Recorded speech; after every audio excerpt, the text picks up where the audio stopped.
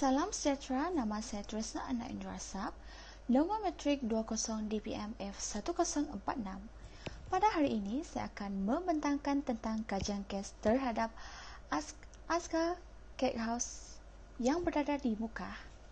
Aska Cake House merupakan perniagaan kek dan roti yang terletak di Bandar Mukah.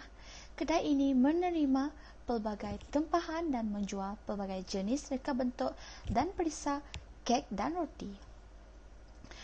Aska Cake House juga ingin mencapai peningkatan dalam jualan menerusi penetapan harga yang berpatutan untuk penduduk Mukah sekaligus dapat memberikan peluang kepada penduduk Mukah untuk merasa produk daripada Aska Cake House tersebut.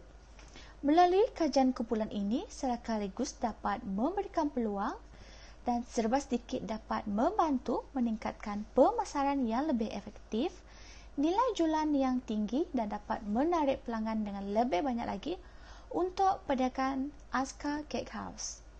Selain itu juga, dengan adanya kajian kes ini, sedikit sebanyak dapat memberikan kesan atau perubahan yang baik kepada perniagaan kecil seperti Aska Cake House untuk menjadi perniagaan yang lebih maju lagi.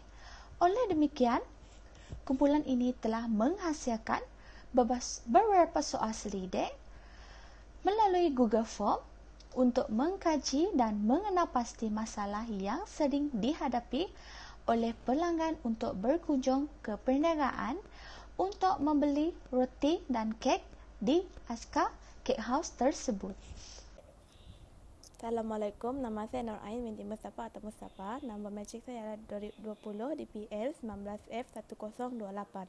Pembentangan seterusnya ialah pernyataan masalah. Bagi masalah dan isu projek, kami telah mendapati bahawa terdapat sebilangan penduduk Bandar Mukah ingin membangunkan perniagaan kecil seperti Aska Cake House yang menjual kek dan roti kerana mereka sukar untuk mendapatkan pelanggan atau mencapai nilai jualan yang tinggi dan kurang menjadi tarikan para pelanggan pada masa sekarang. Antara faktor yang dihadapi oleh Aska Cake House ialah yang pertama ialah kawasan yang tidak strategik. Kita semua tahu bahawa jika kawasan yang tidak strategik akan kurangnya untuk orang ramai berkunjung ke kawasan tersebut. Hal ini kerana kawasan yang tidak strategik sering tersembunyi tidak diketahui masyarakat ramai. Yang kedua ialah kaedah pemasaran yang kurang efektif. Pada masa ini, kaedah pemasaran sesuatu produk amatlah penting seperti membanyakkan lagi iklan di laman sosial seperti Facebook, Instagram dan pelbagai lagi platform yang digunakan untuk memasarkan sesuatu produk pada zaman kini. Dan yang terakhir ialah permintaan yang kurang. Berdasarkan kajian yang kami lakukan, banyak pelanggan yang sering mengalami masalah seperti sering terlepas peluang untuk membeli kek dan roti kerana sering kehabisan stok. Seterusnya ialah objektif projek. Objektif projek merupakan satu garis panduan yang sangat penting dalam menjalankan sesuatu produk atau sebelum memulakan perniagaan. Objektif projek ini merujuk kepada penyataan masalah yang berlaku dan mencari jalan penyelesaian terhadap sesuatu masalah.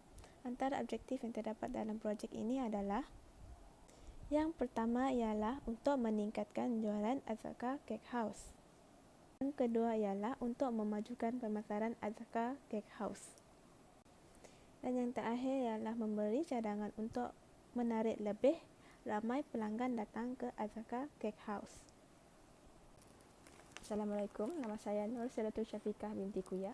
Nombor matrik saya adalah 20 DPM 19F1011. Saya akan membentangkan justifikasi pemilihan kajian.